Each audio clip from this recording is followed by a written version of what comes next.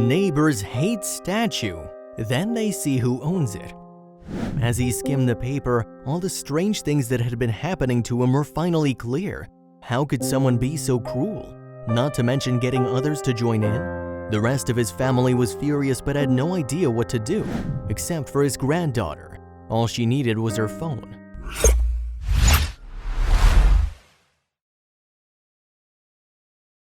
The Ohio grandfather spent his retirement like many others. He watched television, met with friends, visited family, and enjoyed hobbies. One in particular was his favorite, decorating his front yard.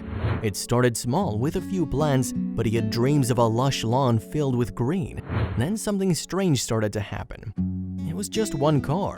It slowed down and lingered in front of his house. Maybe they were lost, perhaps a delivery? He pushed the moment aside and continued on with life. More cacti, plaques, and whatever baubles brought him happiness.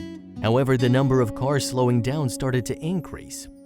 One day, he bought a lovely statue that was languishing in a yard sale. Its new resting place was a prominent place in the center of his yard.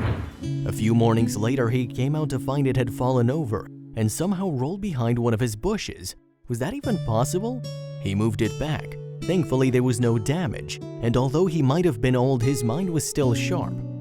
Too many weird things had been happening, so he started to keep a daily note of what was going on.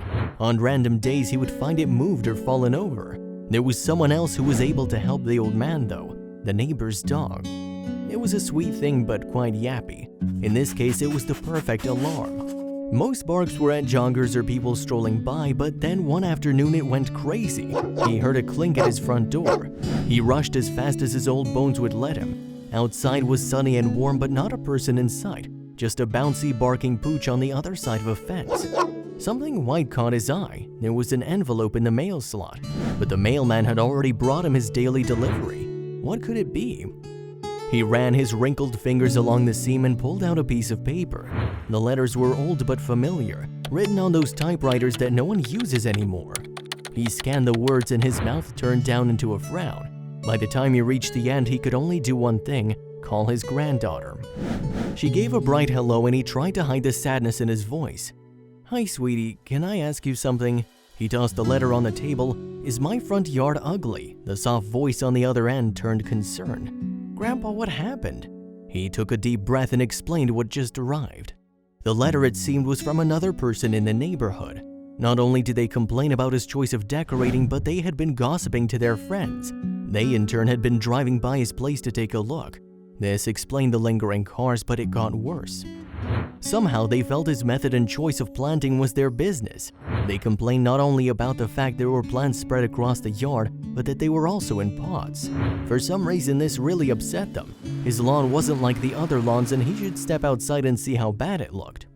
The granddaughter's voice turned livid. The old man sat there conflicted between sadness and anger.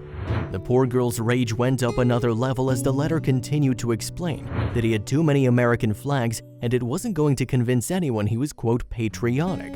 The final blow was coming. The aggressive neighbor of Thunderbird Hills subdivision went on to say the old man was a laughingstock. The decorations were in bad taste and embarrassing. To them, it was clear that a low-class Mexican family lived there, or some gypsy family. The sign-off was the decent middle-class people. It was enough. The girl whipped out her phone. The first thing she needed to do besides vent the fire in her veins was get more support for her grandfather.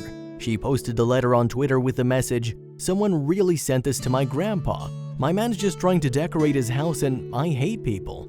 What were the reactions? It was an avalanche of love and support. Many commented on how his yard was lovely and he should keep going. Several suggested teaching the rude neighbor a lesson by adding more things on his lawn, with many offering to ship items to him. There were also extremes of setting fires that most readers ignored. In the end, he tossed the letter in a drawer and went out to buy more cacti. A lot more.